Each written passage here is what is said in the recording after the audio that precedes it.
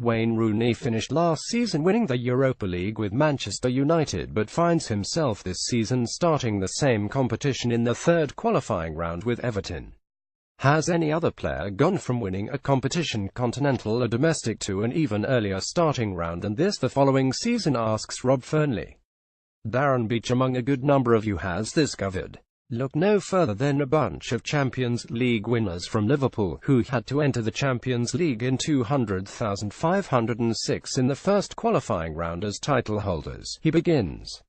They had finished fifth in the Premier League in 200,405, behind Everton of all teams, and with England allowed a maximum of 4 clubs, one of them would have to drop into the UEFA Cup the following season.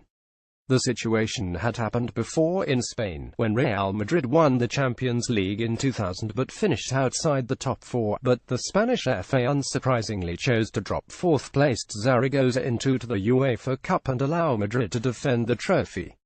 The FA had previously suggested it would do the same in a similar situation, but in May 2005 announced it had changed its mind, and said the Premier League top 4 would be the representatives.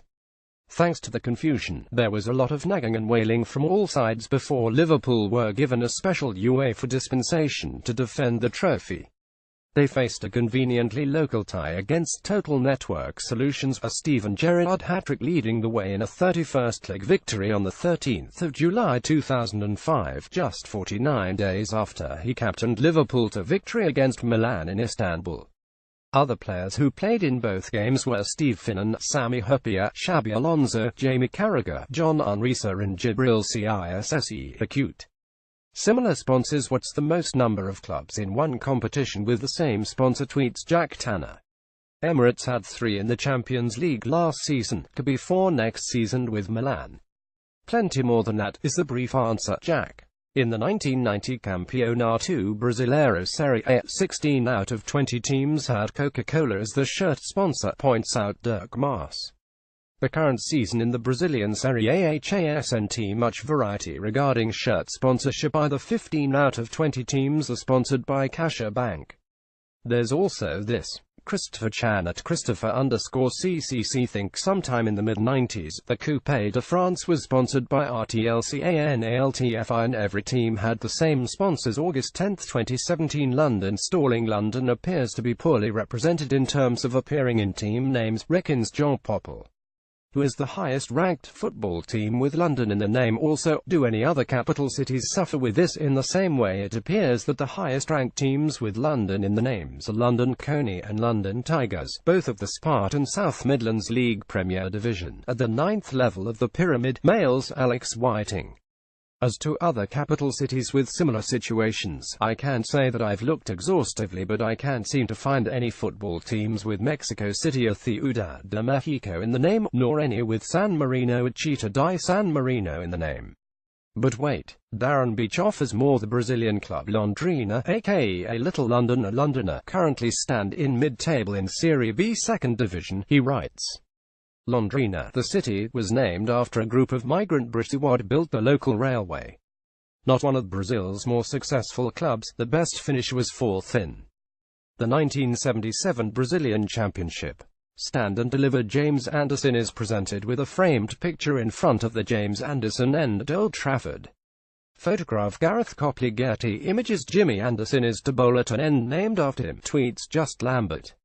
Have any footballers attacked ends named after them? Not friendlies. The North Stand at AFC Bournemouth was renamed the Steve Fletcher Stand in 2010, I believe, and he retired some 2 years later, notes Nick Dent, correctly.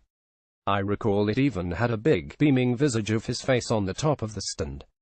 This was during Fletcher's second spell at the club, with chairman Eddie Mitchell saying at the time the renaming of the North Stand is a great way to honor Steve's service to the club and he is a much-loved player amongst the supporters and wider community. Knowledge Archive. Given the amount of four-wheeled bling in the Premier League, how many other footballers have the same trait as David Bentley and share names with Cars? Asked Eric Cameron back in 2008. Mirror, signal, maneuver and off we go. Rainer Simpson gets us into gear with the following. There's a Brazilian who plays for Galatasaray called Lincoln, and there's this guy, Keisuke Honda, a Japanese international, who plies his trade at VVV Venlo in Holland. And one of his colleagues in the Japan team is Keita Suzuki. How's that for starters? Top Gear, Rainer, Top Gear. Revving up at the lights with some more is Ewan Amos with Kilmarnock defender Simon Ford, Dean Holden of Falkirk and former Everton player Matteo Ferrari, who now plays for Roma.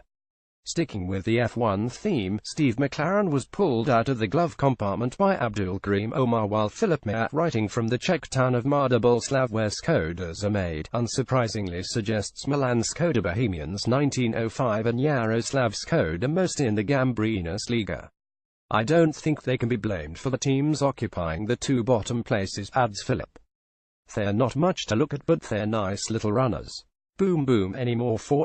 Chris Morgan of Sheffield United, former West Brom manager and player Brian Talbot, Chris Mini Cooper of Middlesbrough fame, Moritz Toyota Volts, Gillingham's Simon Rolls-Royce, Jody Morris Minor, Roy of the Rovers, and thanks to Billy Stewart of Cumbernauld for this one, ex-Dundee, Oxford and Southampton striker Nicky Banger. How about Stephen Carno? Can you help? I can remember goalkeepers in my younger days, e.g. Pat Jennings occasionally playing without gloves, writes Tony Crawford.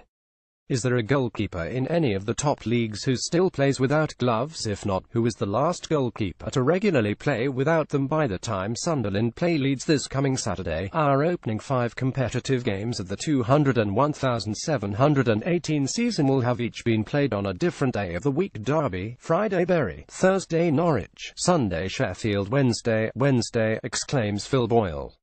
Can anyone top this? Has there ever been a perfect 7? In a discussion with an uncle of mine, who was a punk fan in his youth, writes Raphael Chaskelson, it came up that Half Man Half Biscuit once produced a song called All I Want for Christmas is a Dukla Prague Awaken.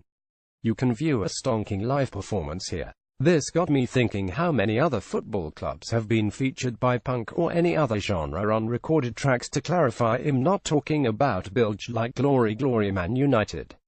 Last Tuesday Joe Morrell came off the bench for Bristol City in the 50 win against Plymouth in the League Cup, begins Ross Folks. This was his second appearance for the club, having made his debut on the 8th of October 2013, nearly 4 years ago. This got me thinking, what is the record length of time between a player's first and second appearances for a club?